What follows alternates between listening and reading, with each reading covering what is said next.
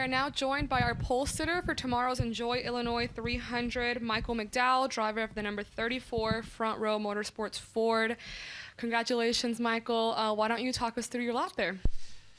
Yeah, it was great. I'm so thankful that we got practice and qualifying in, right? When we looked last night and this morning, we were like, not sure if this is going to happen. But yeah, really this practice went really smooth. We unloaded pretty close. Had to work a little bit on the balance, but, with this type of practice and qualifying, you just have to be close when you unload. And Travis Peterson and Griff and all the guys did a great job of bringing us a fast Ford Mustang again. It's the second round isn't new to us this year, but I feel like we've got into the second round several times and then not made that next jump in that next round where we might be third, fourth, or fifth that first round, and then end up eighth, ninth, or 10th in that second round. So I'm just thankful that we were able to make all the right adjustments and give ourselves a great shot at getting the pole. I mean, obviously we had tremendous speed, and so that was a lot of fun.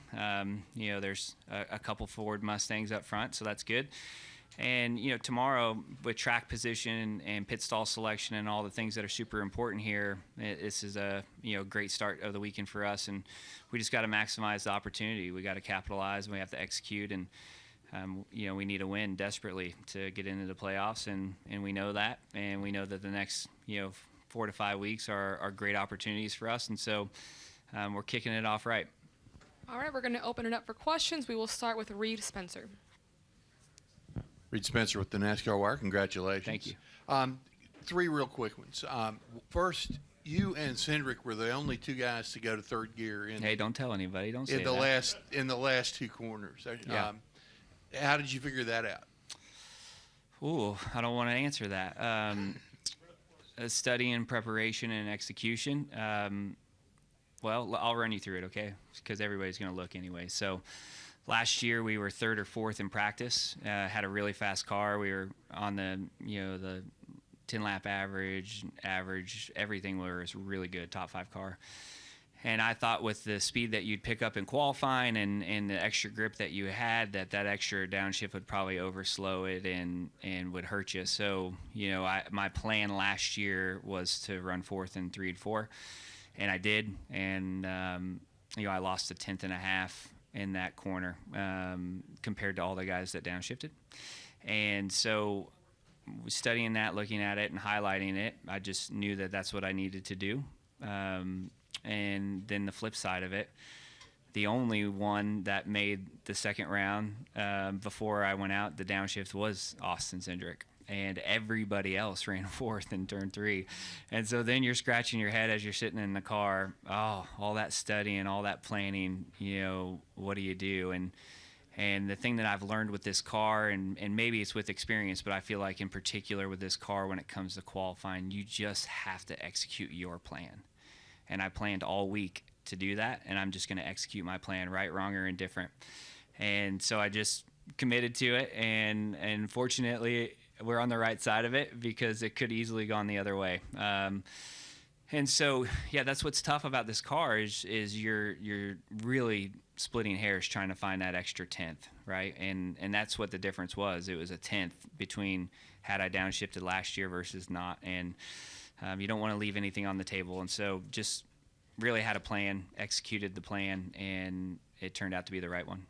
And second, just how big a source of pride is it to do this on a 1.25 mile quirky speedway rather than a super speedway? Yeah.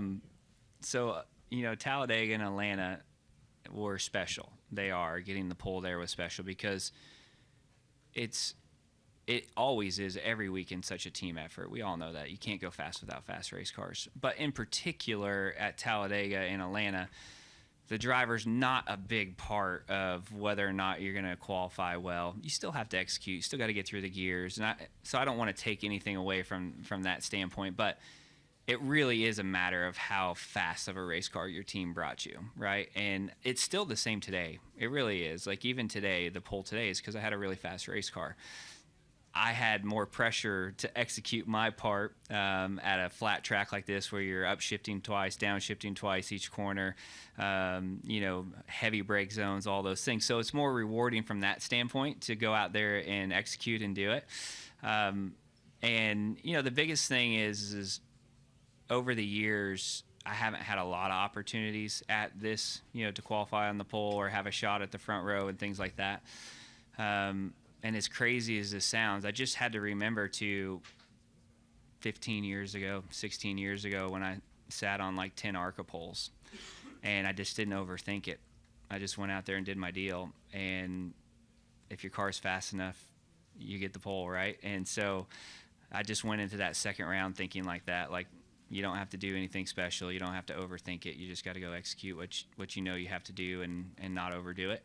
So I'm glad it worked out, because there's been times this year where I felt like we've had shots at the pole, maybe not quite as fast as we were today, but, third, fourth place car. And like I said, we ended up 6th or 7th, and you kind of leave bummed because you're like, oh man, but today we did everything right, and the car was really close from the time we unloaded and made all the right adjustments. And so I'm proud of the total team effort that we have. And, there's a lot of good things that are happening at Front Row right now. And, with the news this week of expanding to 3 charters, and the growth that we're seeing and the performance that we're seeing is awesome. And to back that up this week with, a pole on a legit hard racetrack to go get a pole, I feel like is, validating for everything that they're doing. Dave Moody, Motor Racing Network, Sirius XM NASCAR Radio. How proud are you in your ability and your team's ability to continue to perform at this high level, considering, your status for next year and the whole lame duck thing? Yeah, I mean, obviously we're not a lame duck. I don't really know where the terminology originates from. You probably could tell me, because you're pretty good with words. You're a wordsmith, I feel like. But I hate lame duck. It's so lame. It's a lame word. I am as motivated as I've ever been to make sure that we win and make the playoffs, and for so many reasons, right? But more than ever, because I am making a change, and I want to finish what we started, and I want to do what I know we can do. And we have a group of people right now that we can win races, and I just have to do my part. And to me, it's more of not letting those guys down. And also, to me, it's Bob Jenkins has taken me from a guy that was running 30th every weekend to winning the Daytona 500 and winning Indianapolis and sitting on 3 poles this year. I'm going to give him everything I have, because that's what you do when somebody has changed your life, right? And so it's the only way that I know that we can do it. Yeah. Do we have any other questions? We will go to Lee. That being said, Lee Spencer, Sirius XM NASCAR Racing and Catchments.com. That being said, is there any animosity at all, knowing that you're kind of getting traded in for a new model? And I mean, I know you're going to give 110% because you're a racer and you don't know any different than that. But, I asked I asked Jerry what the options are, and he said, well, I want to find somebody like Michael McDowell, that I can mold into Michael McDowell. And it's like, well, if you have the original, why would you screw around with that? Yeah. And I'm just kind of curious, does it chap you a little bit that, you just couldn't finish out your career there? That's a great question, and it's an honest question, and I appreciate it. I think that the first week or two, as I was navigating, kind of what was in front of us, maybe a little bit, but not now. And the reason not now is because it always works out. And I know in my heart what I was supposed to do, and I think Bob knew in his heart what he was supposed to do, even though it doesn't always make sense. And it doesn't always make sense, but there's so many moving parts behind the scenes that not everybody knows, right? And I don't mean like a gossip. It's not what I mean, but probably the best thing for Front Row Motorsports and for Bob Jenkins is for me not to be in that 34 car, as crazy as that sounds, because of what it's going to allow him to do and what it's going to allow him to build his race team into. And yes, am I disappointed about that? Sometimes a little bit, but I also know for me, that I have a great opportunity in front of me, and I have a long future in front of me, and obviously I'm not done yet, right? And so I feel great about my decision, and I think Bob feels good about his decision as well. And there's no animosity. There's no hurt feelings. Sometimes it's just the way it works out, and I feel that this is how it's supposed to work out. Go ahead. Hey, I'm Benjamin Hockman from the St. Louis Post-Dispatch. To win tomorrow, what's it going to take, and what have you learned about this track? Well, it's going to take track position, which we start out with, and we have, and so we got to execute that. I've seen it be really powerful here before, just in 2022, I believe. We stayed out and took the lead and led like 50, 60, I don't know, somebody, where's the statistician, a decent amount of laps. And that was really eye-opening of like, hey, we just got to get out in front and we're going to be okay. And last year we had a top 10 car here as well. And so I'm not super shocked by our speed. I think it was exceptional today in qualifying for sure.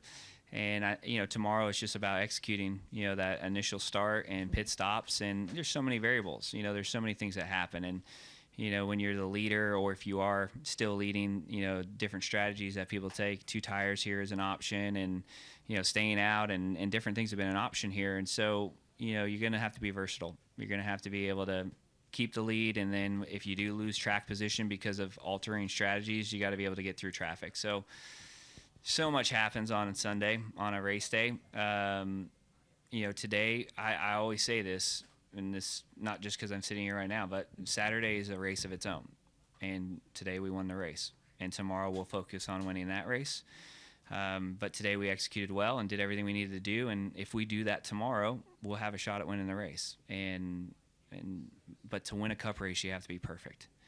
And we've seen it. It's tough, right? You have past champions that haven't won a race in a long time. We've seen really, really good guys and really good teams that have the speed and are so close, but everything has to go perfect. And so we know what we have to do. We've been in this spot before as far as needing to win to get into playoffs and having speed. And, we have to rise to the occasion. And I think we will. Let's go to Bob. Bob Pockers, Fox Sports, you touched on it. Do you feel like you have to win to make the playoffs as far out as you are? Yeah, I think I do. I mean, if we run like this every weekend and we can score 20 stage points a week, then no. But the way that it looks right now, I think that we have to win. And honestly, that's the approach. That's always been the approach for us. Is even last year when we were close to pointing our way in, which we would have pointed our way in even without the win, we knew that we were going to Sonoma and we were going to Indy and we were going to Chicago Road Course and we were going to those places to win the race, and our strategy was to win the race. And it'll be the same this time. And we're not trying to score points to point our way into the playoffs. If we happen to do that because we're that fast and we're executing that well, then great. But I'm not counting on that. I'm counting on going and winning in the next 2 or 3 weeks and not having to worry about it. And I'm curious, are you surprised Larson hasn't gotten a waiver yet? And do you have any opinion on whether he should get a waiver for not making it to the start? I don't see the other side of this point at all. I think if it was me and I did it, and I think that that's a different situation, and I hate to say it like that, but Kyle Larson is going to win 5 or 6, 7 races this year. To sit here and say that he's not going to get a waiver because he brought, he tried to do the double and brought a tremendous amount of eyeballs on our sport and a tremendous amount of eyeballs on IndyCar and just helped motorsports altogether is crazy. And so I know that there's arguments to that, but I mean, come on, we're talking about the best driver that's ever sat in a stock car, and we're not going to give him a pass? That's crazy. We're going to take our final question right back there. Cole Kusamana, Arizona Republic. Congratulations, Michael. Obviously in a great position tomorrow, starting on the pole, first pit stall. But I'm curious, how did your car handle in traffic during practice? I know conditions will be different tomorrow for the race, but such a critical thing, track position in this race. Yeah, I mean, one of the things that was fun about today's practice was it wasn't split, right, as all of us out there at once. So like it or not, you were going to be in traffic. There was no clean racetrack. which kind of reminded me of the old days of happy hour, right? You'd roll out for happy hour, and there'd be 43 of you, and you'd be nose to tail, and you'd roll out and give yourself 2 or 3 car lengths gap and hammer down. And so we didn't run a whole lot in clean air. I was always catching somebody or attempting to catch somebody or passing somebody. And so I think that I got a good feel for what we need for tomorrow. But, when it's 8 a.m. or whenever we rolled out, right, 8:30, it's cool, overcast, slightly misty. That's not going to be tomorrow. And so, like I said, I really separate the 2 days. Today's all about 1 lap or 2 laps. It's about qualifying. And tomorrow, we know what we need to do. We've raced here before. We have a good notebook. But practice is not an indication of what you're going to have tomorrow. It's just not. And so we just have to make the right adjustments overnight, knowing that it's going to be warmer and sunnier, and the track's going to lose, tremendous amount of grip compared to what we had, and it's going to take a lot of rubber, and you're going to move around, and you're going to be up in that third lane on both ends, and so you got to have a good notebook that you can lean into, and like I said, I feel good about that just based on the fact that we had a top 10 car here last year.